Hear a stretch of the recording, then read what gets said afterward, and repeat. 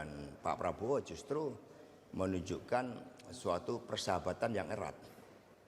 Mega nggak datang tapi tetap menginstruksikan untuk 110 kader PDI untuk all out datang semua ke acara pelantikan besok. Tanggapannya gimana Mas dari Bapak? Ya memang kami, Ibu Mega telah mengeluarkan instruksi secara langsung bahwa seluruh anggota legislatif dari PD Perjuangan dilarang untuk keluar kota dan semua harus hadir di dalam proses yang konstitusional berkaitan dengan pelantikan Bapak Prabowo selaku Presiden. Ini sesuatu momentum kenegaraan yang juga dihormati oleh PDI Perjuangan. Seperti kita lihat kemarin pada saat Ibu Mega hadir di dalam promosi dokter saya, beliau pun kan juga menggunakan masker. Karena memang setelah pulang dari Rusia, Uzbek, kemudian melihat polusi yang begitu besar dan kemudian semacam alergi debu seperti itu, dan kemudian Ibu Mega juga menerima banyak tamu-tamu negara yang ikut menghadiri acara pelantikan Pak Prabowo, sehingga karena itu kehadiran Ibu Mega nanti diwakili oleh Mbak Puan Maharani selaku Ketua DPR RI dan juga representasi dari seluruh anggota legislatif dari PDI Perjuangan. Kalau untuk rencana pertemuan dengan Pak Prabowo sendiri gimana sih Mas? Karena kan selama ini saya liputan ke DPR tanya ke Mbak Puan kayaknya ditunda terus atau memang nanti nggak jadi gitu Mas? Ya sebenarnya kan pola komunikasi kan sudah terbangun. Sejarah hubungan antara Ibu Mega dan Pak Prabowo justru menunjukkan suatu persahabatan yang erat. Ketika banyak orang yang datang ketika berkuasa, Ibu Mega menunjukkan karakter seorang sahabat yang di dalam sejarahnya banyak bekerja sama dengan Pak Prabowo, saling membantu di antara kedua pemimpin. Sehingga komitmen terhadap bangsa dan negara bagi Ibu Mega itu merupakan suatu dedikasi secara total. Dan komunikasi telah dilakukan melalui utusan beliau dari Mas Pramono Anung yang telah menyampaikan pesan-pesan secara khusus.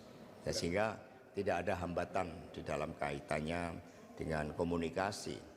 Meskipun momentum pertemuan, ya kita hormati Pak Prabowo yang memang saat itu sedang mempersiapkan suatu susunan kabinet, bahkan kemudian telah dilakukan semacam introduction terhadap kebijakan-kebijakan strategis dari Pak Prabowo di Hambalang. Itu merupakan satu proses yang dihormati oleh Ibu Megawati Soekarno Putri. Sehingga kalau pertemuan di antara kedua pemimpin itu kan bisa dilakukan kemudian.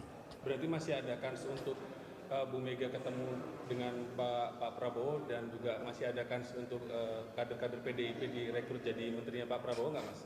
Kalau terkait dengan sikap politik partai apakah berada di dalam pemerintahan atau menjadi penyeimbang, apakah ada kader PD Perjuangan yang berada dalam atau di luar pemerintahan, itu kewenangan sepenuhnya dari Ibu Megawati Soekarno Putri.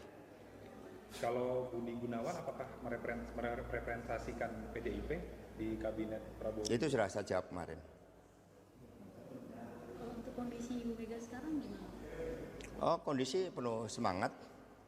Ya beliau kan karena sedikit flu sehingga kemudian harus menggunakan masker.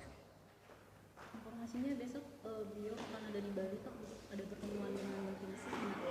Ya sebenarnya hari ini beliau direncanakan juga untuk datang.